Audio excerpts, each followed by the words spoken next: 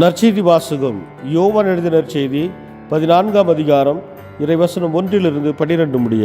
மீண்டும் இயேசு, நீங்கள் உள்ளம் கலங்க வேண்டாம், கடவுளிடம் நம்பிக்கை கொள்ளுங்கள், என்னிடமும் நம்பிக்கை கொள்ளுங்கள். தந்தை வாழும் இடத்தில் உறைவிடங்கள் பல உள்ளன. அப்படி இல்லையெனில் உங்களுக்கு இடம் ஏற்பாடு செய்ய போகிறேன் என்று சொல்லியிருப்பேனா? நான் போய் உங்களுக்கு இடம் ஏற்பாடு செய்த பின் திரும்பி வந்து உங்களை என்னிடம் அழைத்து கொள்வேன். அப்போது நான் இருக்கும் இடத்திலேயே நீங்களும் இருப்பீர்கள். நான் போகும் இடத்திற்கு வழி உங்களுக்கு தெரியும் என்றார். தோமா அவரிடம், ஆண்டவரே, நீர் எங்கே போகிறீர் என்றே எங்களுக்கு தெரியாது. அப்படி இருக்க நீர் போகும் இடத்திற்கான வழியை நாங்கள் எப்படி தெரிந்து கொள்ள இயலும் என்றார்.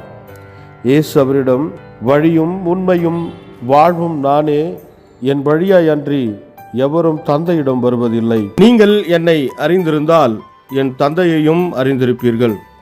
இது முதல் நீங்கள் தந்தையை அறிந்திருக்கிறீர்கள், அவரை கண்டும் இருக்கிறீர்கள் என்றார். அப்போது பிலிப்பு அவரிடம், ஆண்டவரே, தந்தையை எங்களுக்கு காட்டும், அதுவே போதும் என்றார்.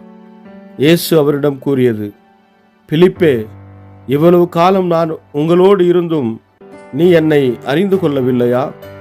என்னை காண்பது தந்தையை காண்பதாகும். அப்படி இருக்க தந்தையை எங்களுக்கு காட்டும் என்று நீ எப்படி கேட்கலாம்? நான் தந்தையினுள்ளும் தந்தை என்னுள்ளும் இருப்பதை நீ நம்புவதில்லையா? நான் உங்களுக்கு கூறியவற்றை நானாக கூறவில்லை, என்னிலிருந்து கொண்டு செயலாற்றுபவர் தந்தையே. நான் தந்தையுள் இருக்கிறேன், தந்தை என்னுள் இருக்கிறார். நான் சொல்வதை நம்புங்கள். என் வார்த்தையின் பொருட்டு நம்பாவிட்டால் என் செயல்களின் பொருட்டாவது நம்புங்கள். நான் செய்யும் செயல்களை என்னிடம் நம்பிக்கை கொள்பவரும் செய்வார், ஏன் அவற்றை விட பெரியவற்றையும் செய்வார்.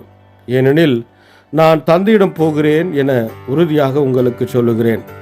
இது கிறிஸ்து வழங்கும் நற்செய்தி. கிறிஸ்துவே உமக்கு புகழ்.